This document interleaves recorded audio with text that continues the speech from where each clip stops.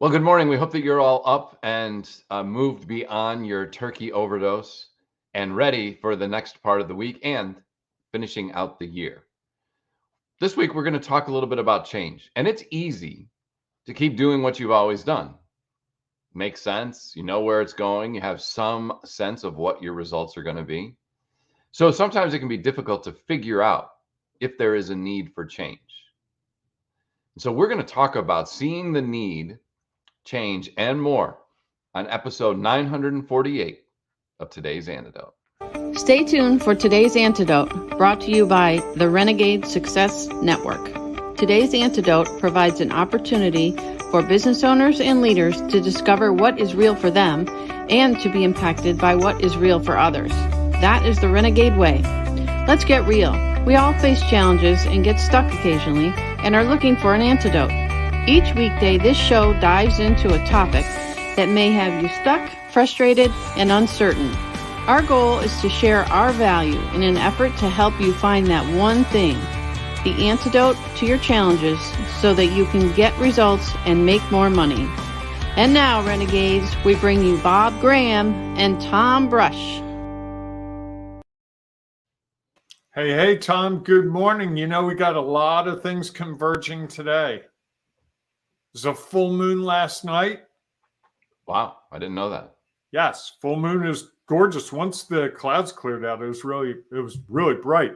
And then, of course, we have people getting back into the flow of work because many of us either had turkey and goofed off and took some break time over the last week, or those people work in retail, they are recouping from a very busy weekend. I was in some small businesses that said they had very busy weekends, and I saw some numbers about some big companies doing really well over the weekend. So people spent lots of money, and I know I looked at my bank account this morning, and it's a different number than it was on Friday or last Wednesday. So got a lot of things converging. Well, and throw in the fact that people are trying to go back to work today, where they'll spend probably a good part of it talking about with their coworkers about their holiday. And there's a pretty good chance that they'll spend some time goofing off on the internet because it is Cyber Monday. Cyber Monday, yes. And then tomorrow's what? Giving Tuesday, right? Tomorrow's Giving Tuesday. Which I always thought Giving Tuesday should be the Tuesday before all this starts, because at this point, there's not a lot to give. I feel like they really need to move that one to the beginning of the train. Yeah, I think that's why some people have moved off it and don't see the value in it like they used to, even though significant amounts of money will be donated over the course of the day. So yes, I think it still has an impact where it is. And although maybe if people are planful, they knew that Giving Tuesday was coming up because the organizations that they support were active in reminding them. And so they saved a little bit. They didn't spend all of their disposable cash on Black Friday, Small Business Saturday. What is Sunday? Did anyone ever guess it's a day of rest, of spending? That's right. That's and no, that's when all the Amazon packages arrive. From what you purchased the last 2 days. Yes. Indeed. Yeah. So yes, it is I didn't know there was a full moon. That makes some sense for a lot of things. But. Yes, full moon. Yes. So we're talking this week about change. We've got some changes coming on to what we're doing, I think. This is my last week doing this program. So we're talking about this, seeing the need for change. I'll jump in and explain why that came about, if I may. And interestingly, this goes back probably 8 or 9 months. I've been toying with the idea for a while. I think we've done great work on here. I think we've accomplished a lot. And there was a point 7 or 8 months ago where I really felt like we had said what we needed to say. And it took me almost this long to get to a place where I could tell you, believe it or not. And I think when we talk about seeing the need for change is different than actually doing something around the change. Which is why I that's saw, tomorrow's topic. what's that? Which is why that's tomorrow's topic. Right, exactly. But seeing the need, I think we often see the need for change in whatever we're doing, our work. Yeah, you have a meeting every Monday at 9 a.m., and this is a Monday where you have the meeting at 9 a.m. and it's going to be a mess. Maybe this is a week where you have the meeting at 11:30. Maybe you don't have the meeting today and you give people a day to adjust to getting back, and you have the meeting tomorrow after everyone gets back in the swing of things. So often when I talk to people that I'm coaching, they'll say, well, I felt like I should have done this thing. And they didn't, because we like to be in patterns. We like to do what we do. And honestly, for me, this program is a real pattern for me. And this last week, we took this last week as a break, and you ran some previous episodes, and I felt very untethered Monday and Wednesday. That I really, because we've done this, since March of 2020, I think, 2019. 2019, and it's been consistent. And I'm a creature of habit, and so last week I started to think about what a new habit would be to replace it. And seeing that need for change, those are some of the things I think we tend not to want to deal with. We see the need for change, but then we go, oh, this is insurmountable. There's so many things I have to do. If I change this, like the big thing for me with this change for me is I get to talk to you almost every morning, and I don't see that happening going forward. And that's the piece of this that I can't reconcile. And to your credit, you haven't played that card, because you could if you did, and you would have changed the outcome a little bit, I think. But we often see that need, but we don't want to take the steps that come with it, or we see that need and we talk ourselves out of it, as I've done for 7 or 8 months. Well, I think that one of the challenges is, I was thinking about this over the weekend, knowing that this was, and we changed up our routine. I mean, we have been a stay-at-home holiday family for as long as we've had 3 kids. I think once we had our third, we were like, we'll do it where we know what's going on.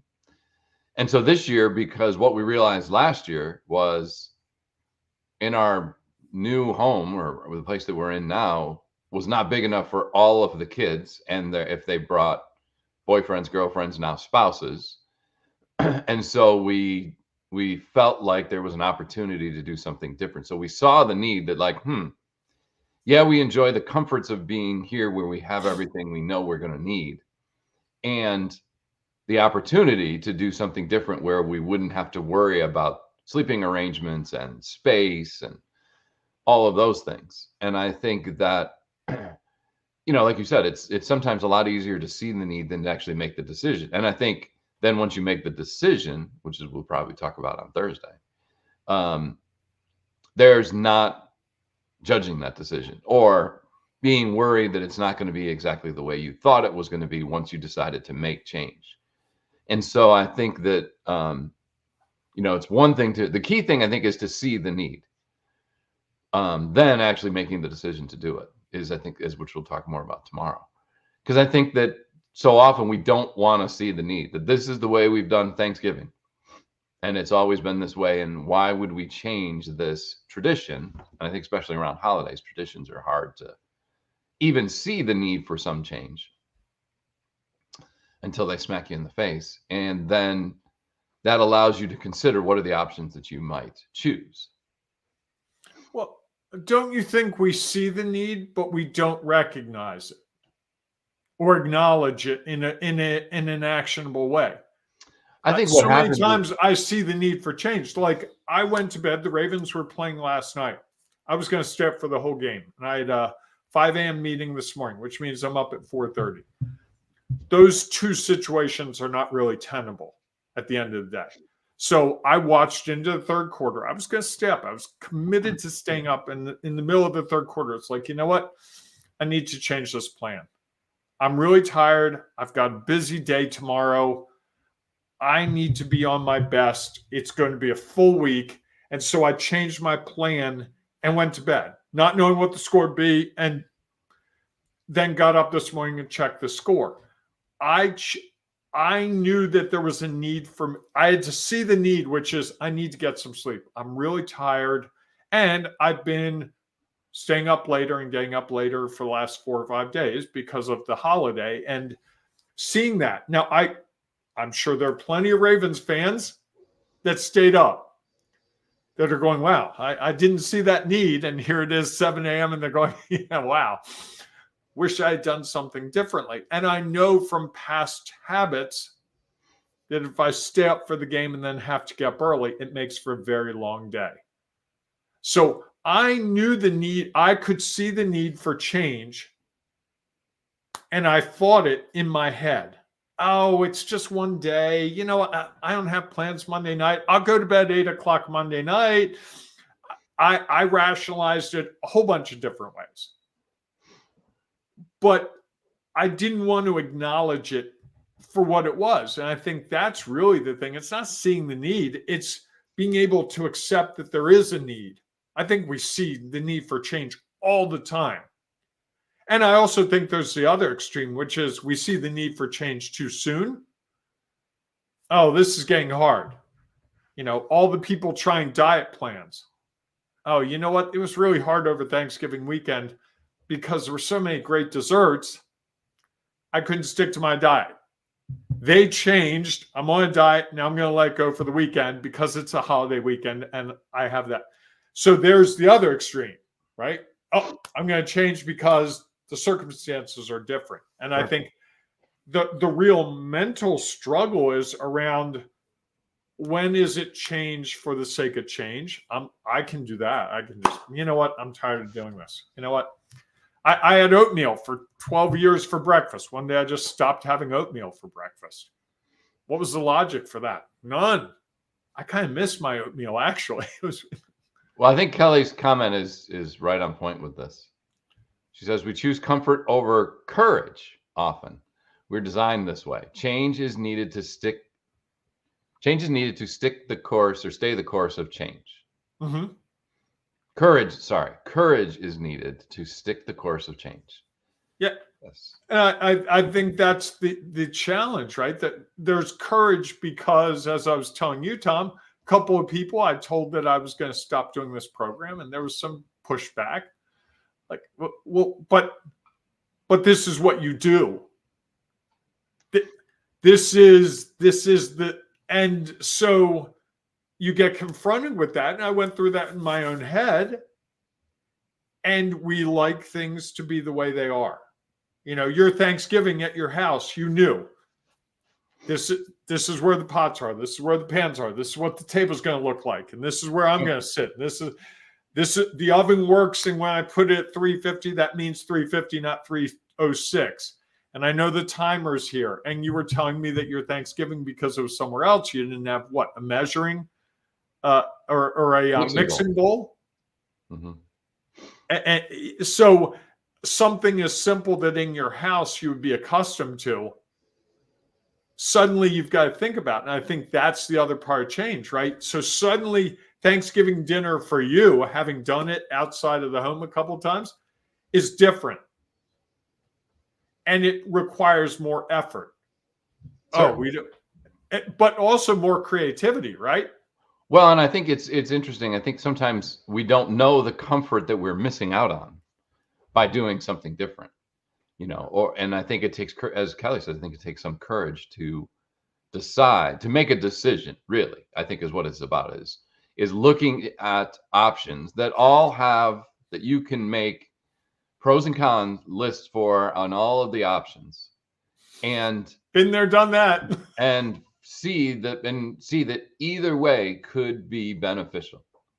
So now the choice is just making the decision, which I think that's the hardest part about change, is that not seeing the options, not even maybe making the decision. It's figuring out.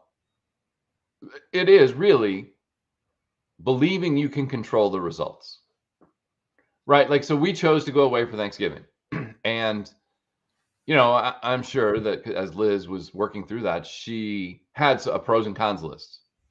And for whatever reason, felt like the cons list of staying here was going to be more stressful than the cons list of being somewhere else, without knowing whether that was a reality or not.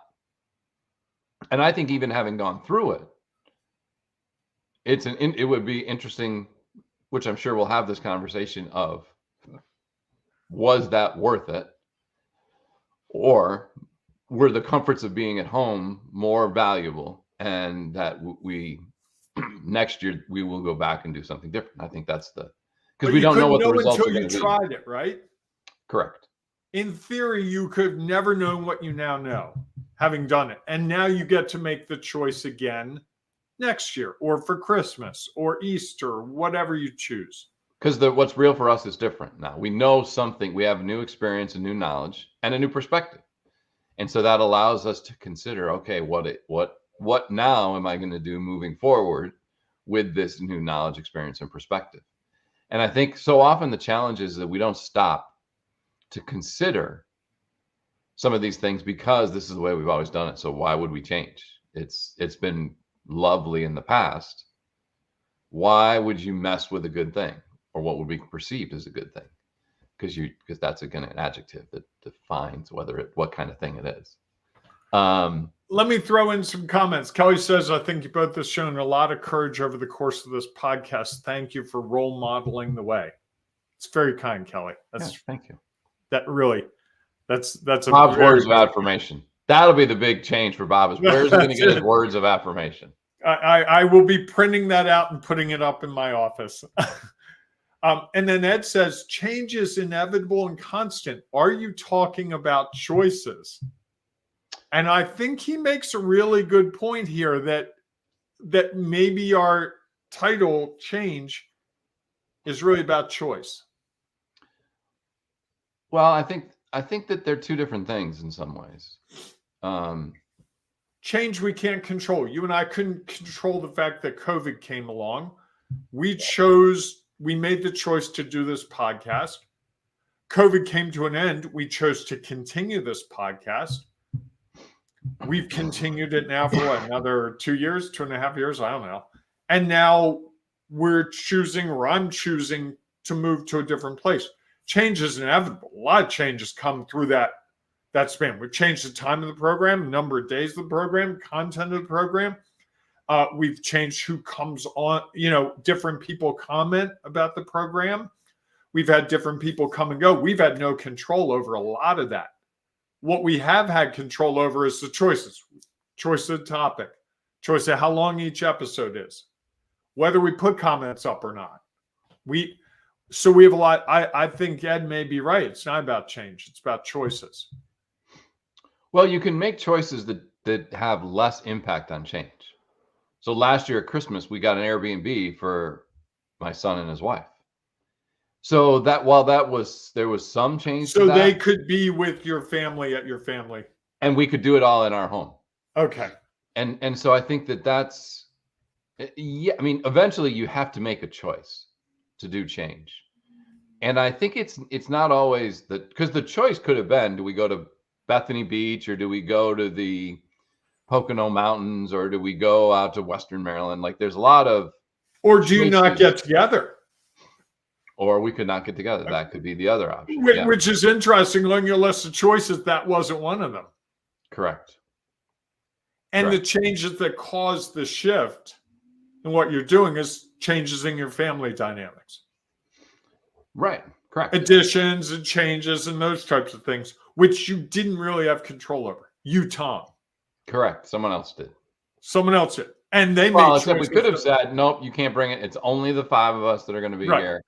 We could have done that. Can't bring your spouse. That's an option. Sure. Correct. Father-in-law, you got to stay away. You can't come. Sorry. I don't recommend that. But for those of you who are planning your Christmas, those choices may not be to your best benefit. Just spitballing here. Yes. No, they're definitely tied together. I think change and choices, because yes, change can be forced upon you. And then sometimes you can choose to make changes. Or you leave it alone. So yes, they are closely tied. And I think though that making a choice is hard. And I don't know that it's as hard as change when that choice involves change. Isn't change something that happens regardless of what? We don't control change, but we control choice, right? Well, I think we have some control over change. In I some can't things change the economy. we I chose can't to change change. the war that's going on in the Gaza Strip. Correct. No. Yet we could have chose not to change and done it exactly the way we've done in the past and just deal with the challenges that we knew we already had. But that would have caused additional changes, right? Yes. Then not choosing is a choice. Yes. Correct. So no, and whatever choice occurs, whether we make it or it's made for us, it causes change. Because we only live this moment. You and I can't do this. If I said to you, Tom, that was a great episode, but it didn't record. Can we do it again in an hour? We can't do it again in an hour, and it won't be exactly the same because we have new knowledge, perspective, information. And we could do it in an so hour. We could do it can't again. go backwards. Correct. We could do it. It just wouldn't be exactly the same. That's the difference. Because change has occurred. For us or for others. Right. Every moment there's change. I can see it. I can see the running tally of how many people are watching this right now, and that changes. I can't control that. No.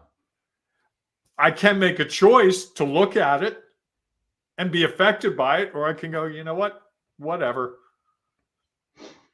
And I think we tend to think of choices as change.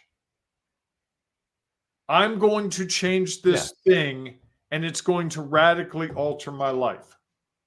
If I change this one thing, Tom, you know what? If I stop doing this program this week, next week, everything's going to be so clear for me. Everything's going to be perfect. Clients are going to come flying out of the sky. The world's going to be perfect. The sun's going to be brighter. The grass is going to be greener. All those things. I think sometimes when we make choices, we're expecting that. We're expecting this. Everything's going to be perfect. Because there's that one thing. If I change that one thing about me, I had someone tell me, get a gold necklace. If you had a gold necklace, it would change everything. This guy was dead serious. I mean, and I, sure, explain it to me. Oh, people would see you differently. Gold conveys this. And his logic was really clear to him. It was real for him. Real for him, and it was a change that he made. Correct. Doesn't necessarily mean that that's real for you. Could be. Correct. And I could have dismissed it outright. That's the craziest thing in the world. But I wanted to understand it. And so as he explained it more, the change that worked for him, to me, was a choice, and it was a choice I chose not to make. Now, that's not to say if someone that cared for me a lot gave me a gold necklace for Christmas and said, hey, Bob, I really think you should wear this.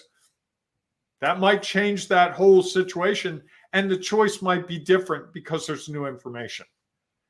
And for those of you out there thinking of a Christmas gift for me, that's not what I'm saying at all.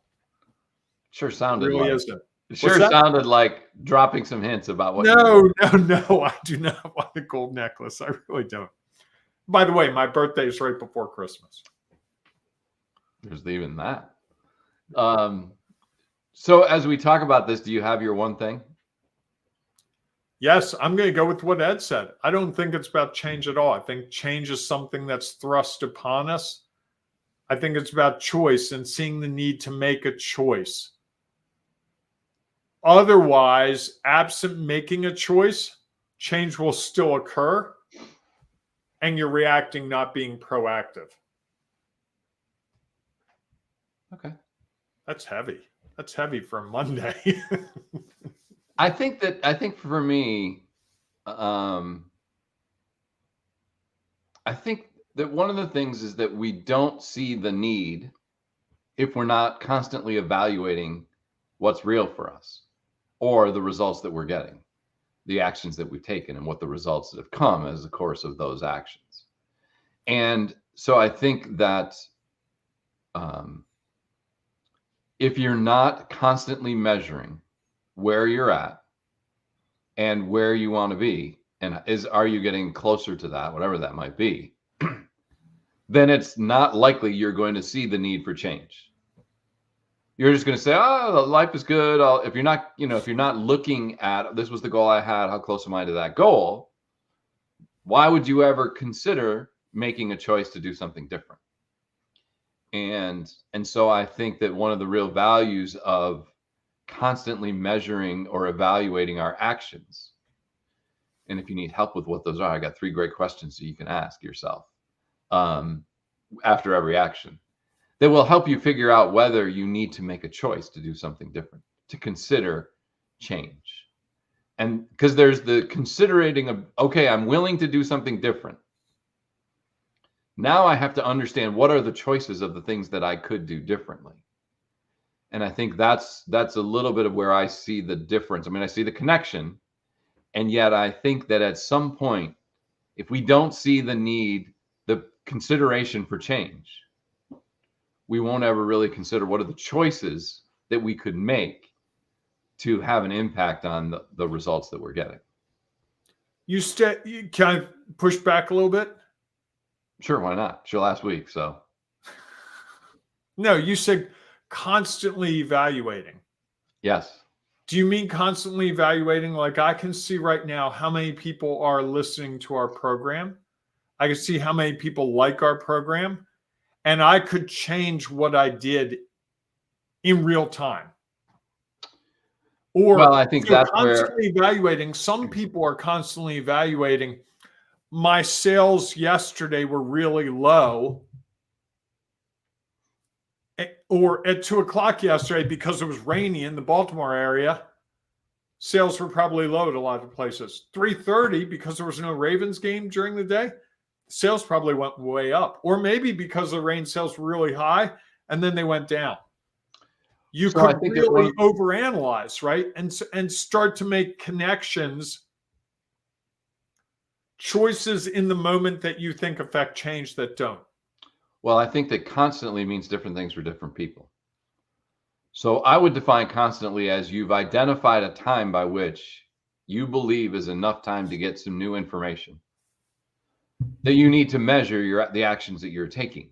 And are they helping you get to where you want to be or not? Okay. And then now you say, maybe I'm not getting where I need to do something different. And so I see the need for change. Now I just need to figure out, what is that change? What does that look like? And so I think that how you define constantly, for me, constantly just means regularly. Okay. At a time that I have chosen, okay, intentionally, to review that. Because I think so often we just don't. Like for our holiday, if we never stopped to say, what were some things that were challenges last year? We would have never considered doing something different. We would have just kept doing the same thing. We'd be like, oh yeah, it was great. The dinner was great. People love being together, and we could do all these things because we knew everything around us. And why would we ever do anything different? If we didn't understand that, here were some of the things that we might have been able to do that we would like to do differently to help us achieve the goal that we have, we would probably never come up with the choice to do something like go to the beach or find another place. Okay. We would have kept doing what we do. Jack's with us this morning, and I think his lovely wife probably too, because I hear she listens as well. Welcome to both of you. We often change because we're annoyed at the status quo. I like the word annoyed. And just so you know, Tom, I'm not annoyed with you, and I'm not annoyed with this podcast. That's not what I meant by that. You did say you like that, the word. Well, no, I like the emotion of it. Sure. That often we want to affect change. We see the need for change because we're annoyed. you know what? I'm so tired of going to that weekly meeting and we go over the same stuff every week, or I'm so tired of that client. I'm so sick of going, oh, his phone calls are so boring. I'm so annoyed with this. Oh, I can't go to this restaurant anymore. I mean, we tend to get annoyed with things pretty easily. Some of us, yes. So some of us, yes. And that can be a reason that we think there's a need for change. Correct. Sometimes that makes sense. I mean, if I go to a restaurant and I have a bad waiter and I go to that restaurant again and get the same waiter, I may not want to go to that restaurant because that waiter annoys me. But there are also times in, I think, our business world where things annoy us. Dealing with some of my financial stuff in my business, having to do the bookkeeping can be very annoying to me. It's still a necessary thing that has to happen.